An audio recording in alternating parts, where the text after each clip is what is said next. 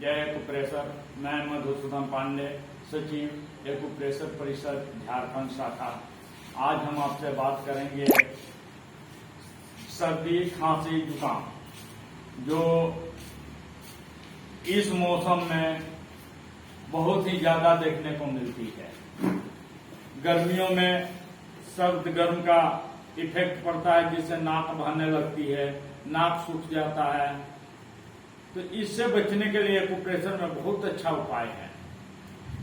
सर्वप्रथम ये अंगुली का पांचों भाग, अग्रभाग को यदि हम इस तरह जो है दबाएं, पांचों भाग को इस तरह दबाना है। इसके अलावा आप इस भाग पे इस तरफ प्रेशर दीजिए, साथ ही साथ इस भाग पे। नजला, सर्दी, खांसी, जुकाम में तुरंत राहत मिलेगा। धन्यवाद।